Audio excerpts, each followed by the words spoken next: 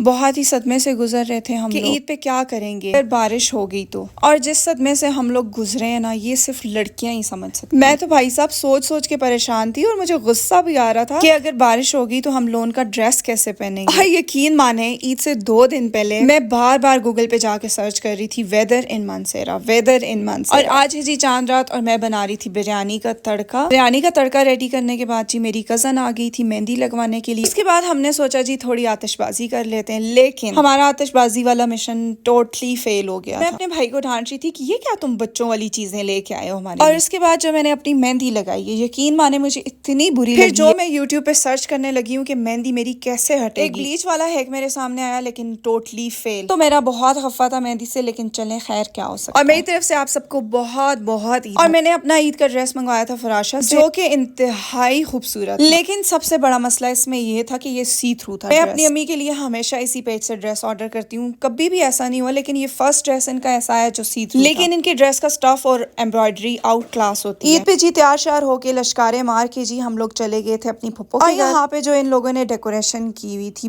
बहुत ही out class की हुई थी और हर चीज इतने मजे की थी, इतनी टेस्टी थी। और ये जो ड्रिंक थी, काशी भाई क्या ड्रिंक बनाई हुई थी। फिर वहां से जी हम चले गए थे अपनी दूसरी कजन के घर और इन्होंने भी हर चीज बहुत ही मजे की बनाई हुई थी। और ईद के पहले दिन तो खा खा के बंदे का ना पेट ही भर जाता है। सच बताओ ना तो ये चीजें अगर ईद के दूसरे दिन मिल जाए ना तो आहा क्या मजा। और हाँ जी मैं तो भूल ही गई, मेरी तरफ से आप सबको बहुत बहुत ईद मुबारक। फिर बहुत सारी पिक्चर्स अपनी कजन के साथ क्लिक करने के बाद जी हम लोग आ गए थे अपनी फुप्पो के घर और फिर वहां पे हमने बहुत ही अच्छा सा लंच किया। चले जी अब मिलते हैं नेक्स्ट वीडियो में।